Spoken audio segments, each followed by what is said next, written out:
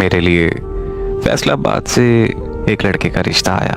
मुझसे कुछ पूछे बिना मेरे घर वालों ने हाँ कर दी, क्योंकि मेरी एक बहन की शादी उसी खानदान में हो चुकी थी और वो वहाँ बहुत खुश थी।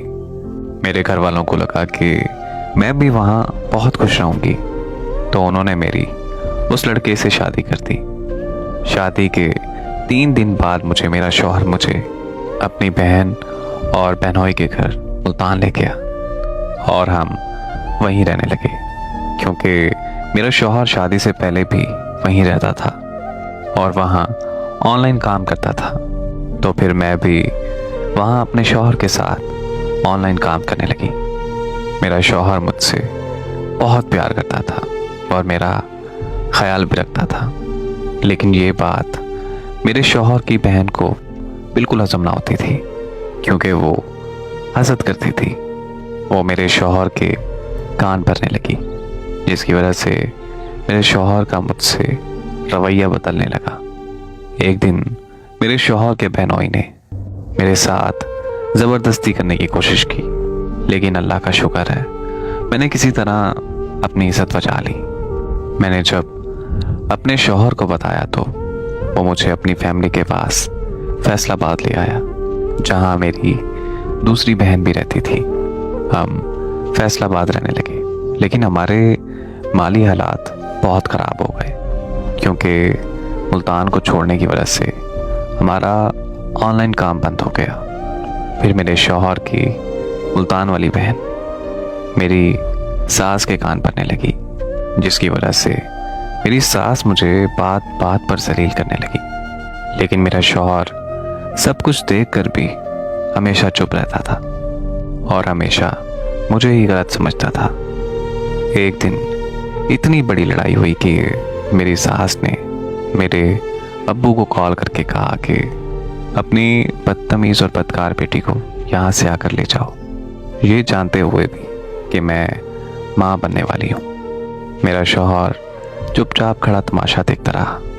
मेरी सास ने मुझे घर से निकाल दिया और मेरे माँ बाप मुझे अपने घर ले आए।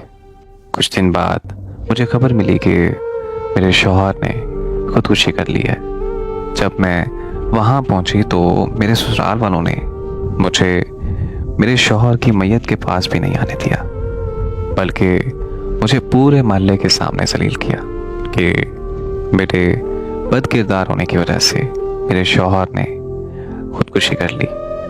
जबकि मेरे शौहर ने मरने से पहले एक नोट लिखा था, जिसमें लिखा था कि मेरे घर वाले चाहते हैं कि मैं अपनी बीवी को छोड़ दूं, जबकि मैं ऐसा बिल्कुल नहीं कर सकता और ना ही मैं अपने घर वालों के खिलाफ जा सकता हूँ। इसीलिए मैं खुदकुशी करने चाह रहा हूँ। मेरे शौहर की मैयत देखे बगैर मेरे ससुराल वालों ने मुझे धक्के देकर घर से बाहर निकाल दिया। मैं वापस अपने माँ के घर आ गई। 1 महीने बाद उन्होंने मेरी दूसरी बहन को भी घर से धक्के देकर बाहर निकाल दिया। अब मैं और मेरी बहन अपने माँ बाप के घर रहती हैं। हम दोनों की जिंदगियाँ बर्बाद हो चुकी हैं। मैं जिंदा नहीं रहना चाहती, लेकिन क्या करूं, मेरे पेट में एक नन्ही सी जान पल रही है। मैं दुआ करती हूँ कि जैसा मेरा ससुराल था, अल्लाह पाक वैसा ससुराल कभी किसी बेटी को ना दे और किसी लड़की को ऐसा शौहर ना दे जो इतना बुज़दिल हो के अपनी बीवी और बच्चों को तहफ़्फ़ुज़ ना दे सके। वो कहते हैं कि माँ बाप बेटी को दुनिया जहाँ की हर चीज़ दे सकते हैं, बस एक अच्छा नसीब देने से आ जाते हैं। मेरी दुआ है कि अल्लाह पाक हर बेटी का नसीब अच्छा करे। आमीन।